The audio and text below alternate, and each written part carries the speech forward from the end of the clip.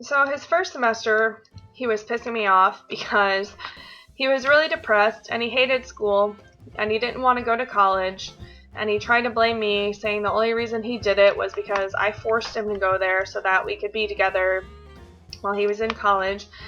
And I suggested that he go to that particular college, but no one forced him. I didn't sit here and do his application for him or anything. But he hated it. He didn't want to go to school. He just wanted to be able to go and get a job dealing with computers. And he didn't want to take these art history classes and whatever else. And he didn't understand why he should have to take stuff like that didn't relate to his career. I tried to explain to him that it's the core classes and you have to take them because they want you to have these basic skills and knowledge, and they want you to learn these different things because maybe you don't know what you're interested in yet and you'll change your mind. And his second semester, he literally didn't go to class at all. He signed up for some random classes and just never went. So he paid thousands of dollars to just hang out on campus and eat food. However, we had a lot of fun together, and I thought our relationship was going much better. We'd overcome this terrible experience of him cheating on me, and everything was going to be okay. Until I found out that he was watching porn again. Now, I don't remember exactly how I found out. I think that I just had a feeling, and I looked on his computer just to see. And I found all kinds of terrible shit, these disgusting fucking searches that I'm not even going to talk about because it's just disgusting. And I confronted him about it, and he apologized and said he would stop, and da-da-da-da. And this continued on just as a pattern of him doing it, me getting mad, him apologizing. And then one day I thought that he was really over it because he got so upset about the whole thing that he ended up crying. And we talked about it, and I thought that things were finally going to be good. I think I might have said that this was my junior year earlier, but it was my senior year, if I misspoke on that. So the next year, I was going to college, and he didn't want to go to college where he was anymore. So I told him to apply where I was going, and he did, and he didn't get in because of his terrible performance at the college he was in so far.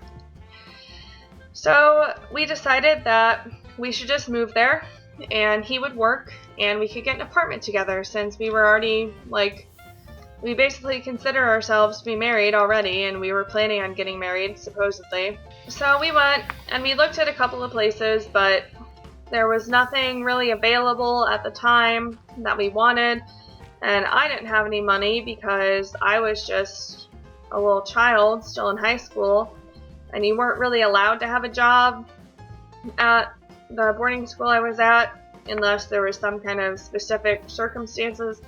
So I didn't have a job. I didn't have any money. I was just going to have my school money, and I was going to be completely on scholarships. And if I didn't live in a dorm, they would just hand me like $5,000 to live in an apartment. So that was what I wanted to do.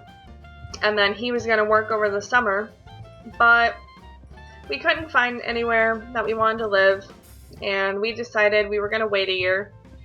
So he went back. He lived at home. I continued to go to school and live in the dorm at this college, and we stayed together for that whole year. He came up and visited. I went home to his house and visited, and we decided the next year we actually were going to get an apartment. And we went and looked at places, and we found this nice little place that we thought was going to be perfect. And the next year, we moved in there. And it was nice for a while, making dinner, playing video games, and whatnot. Oh, my inventory's full. But that only lasted so long. And then he started to decide that he hated me again, and he didn't want to be with me, which led to all kinds of arguments and terrible things, and he was watching porn again, or still watching porn, I guess. He never really stopped. And things just weren't good, but we continued to live together anyway because we were on a lease, and what were we gonna do? And it was to the point where my friends would come over, and my friend and I would make him dinner, and he would just sit in his room on his computer and say that he wasn't hungry or he wasn't going to eat now because he was going to eat at work later because he worked at McDonald's and he got a free meal at McDonald's. So we would sit here and make him this delicious dinner. And not to brag, but I am a pretty good cook. I cook for myself and I cook for Tyler all the time. And he loves it. He's not just lying to me. And he would sit here and just completely be ignorant and so rude and disrespectful after my friend and I had cooked him dinner and not even eat it. We would invite him to come hang out and play games with us or whatever, and he would refuse. He would just want to sit in his room by himself and play computer games. Now, this is the point where things get really rough, and he became pretty abusive. Like, he was already verbally abusive and told me I was fat and ugly and terrible things all the time, even though he was gaining weight from eating McDonald's constantly.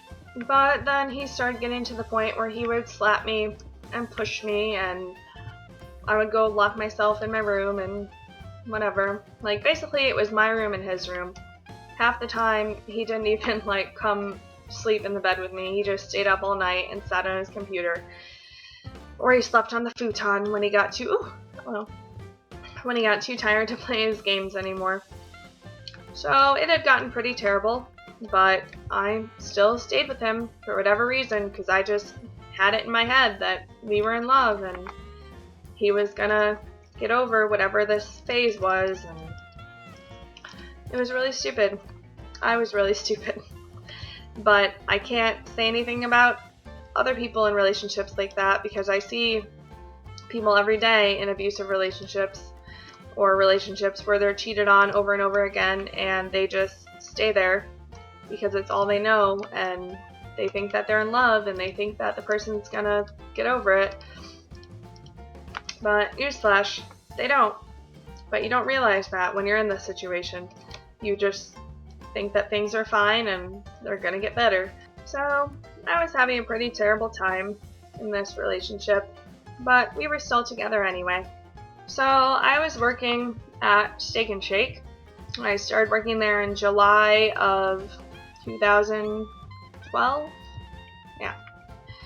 And then in September of 2012, so this is while my ex and I were together and living in this apartment, this guy started working there, and I thought that he was a huge asshole, and I hated him. I didn't want to talk to him. I didn't want anything to do with him. Anytime he tried to talk to me, I finished up the conversation and got away, because I thought he was really arrogant and rude. And then one night, it was cold out, and I saw him getting ready to walk home when I was about to drive home. I was like, what the fuck are you doing? He was like, oh, I'm just walking home. I was like, well, where do you live? Because I can just take you. He was like, oh no, it's only a few blocks away. Really, it was like a couple miles away. But he didn't care. He was used to the cold. But I wasn't about to let this guy walk home. Why would I do that? So I gave him a ride home, and that kind of sparked a friendship. We started talking at work after that. Then we started talking on Facebook. I gave him my phone number. We started texting. And it wasn't anything like flirtatious or we were just friends. That's all that it was. I was still with my ex, and things were still terrible. And I would talk to this guy about it. It was to the point where I was staying at my mom's house with my cats before they were fixed. I just had 2 at the time. And my one cat, the fat, annoying cat, now used to pee on things because he wasn't fixed. And I was at her house, and they were crying all night because they wanted to go out in the other room and bang the female cats, and I wouldn't let them out. And they had kept up my mom and her boyfriend all night, and I felt really terrible. And was I texting my boyfriend about these issues? No. I was texting this guy from work. And then in the morning, when I woke up, the cat got up and literally peed in the bed next to me. And my mom was at work or something, so they had gone to my grandma's house. So I was really upset, and I was home alone. I was texting him and crying about the whole situation, and he was comforting me. I decided I was just going to go back to where I lived, and I was going to make an appointment and get them fixed, and that was going to be that, because my boyfriend didn't want me to get them fixed because he didn't want to pay for it, but obviously it needed to be done. So I went back, and this guy talked to me the whole time and comforted me. And eventually we were really good friends. He started coming over. We would hang out all the time and play video games. We stayed up till like 5 o'clock in the morning playing Sega and watching movies and stuff. And then I found out, I guess he wasn't really cheating on me, but my boyfriend, am I back into my own strip mine? My boyfriend was talking to someone that he worked with, texting them and telling them that he didn't want to be with me anymore. He didn't love me. He hadn't loved me for a long time. And the only reason that he was still with me was because he couldn't afford to have a place by himself, and he didn't want to go live with his mom again. So he was going to wait until, oh god, I'm lost.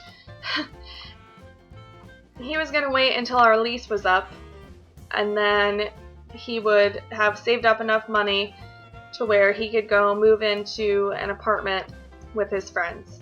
And he was texting all of this to some girl he worked with and telling her how pretty she was and all this different stuff. Well, in the meantime, he was saying all these awful, terrible things to me. So he was planning on breaking up with me this whole time and was only staying with me because he couldn't afford anything else. So I found these messages and I confronted him about it. And he told me, yeah, all of that was true. He didn't love me. He hadn't loved me for a long time. Whatever else. Like, really terrible, terrible, hurtful things that you never want to hear someone that you think that you love say. There were a lot of other rough things that I forgot to include. Like, one night, he locked himself in the bathroom with a pair of scissors and sat in the bathtub and said that he was going to kill himself. I was awake all night, pleading with him not to kill himself. I called his brother. I was about to call the police. And there were also multiple times where he just freaked out while we were arguing and left the house and would leave his phone at home and told me he was going to go jump off the bridge and stuff. And I called his brother. One time I called his mom because I would go out and drive around and I couldn't find him. So he was really crazy and it was really terrible. Like, really terrible. So anyway, I found this out and that was just the last straw. Like, I was done. I wasn't dealing with this bullshit anymore. I was done being taken advantage of. I was done being used. Like, after I found out that he was literally just using me for my money until he could move somewhere else, that was just the most ridiculous thing I'd ever heard. So we broke up, but we still had to live together because we were on a lease together, and he couldn't afford anywhere else to go. And being as nice as I was, I decided to let him stay there. And so this guy started coming over more and more, and we hung out together all the time. He started staying the night, and he was really nice to me, and he treated me way better than my boyfriend had ever treated me. And then he told me that he was really uncomfortable with him coming over and staying the night and all this stuff. And I just said, well, we're not together, so why does it matter? And then this guy and I ended up dating, and now we're engaged. And I'm happier than I could have ever imagined. This story, I think, sounded not as bad as it really was. I have a hard time really talking about it and being able to explain things. I don't know. There was one time where he, like, slapped me, pushed me to the ground, and spit on me. And I told Tyler about it, and this was before we were together, obviously. Oh, a spider. It's exactly what I wanted, actually, so I can make a bow. Hello. And Tyler was so mad that he was like going to come over to my house and beat his ass, even though we weren't together, and this was before we had even hung out or anything. And he was ready to come over and just beat this guy's ass. He was like, how could someone spit on you? Like, what the fuck? Yeah, it was really ridiculous.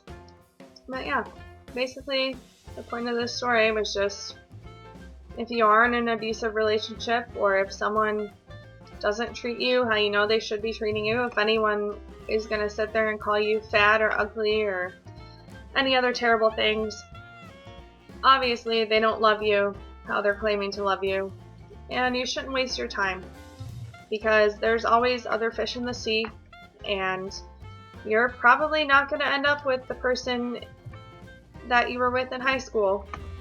I know high school seems like it's everything, or even middle school, like it's everything and everything that happens is the end of the world, but it's really not.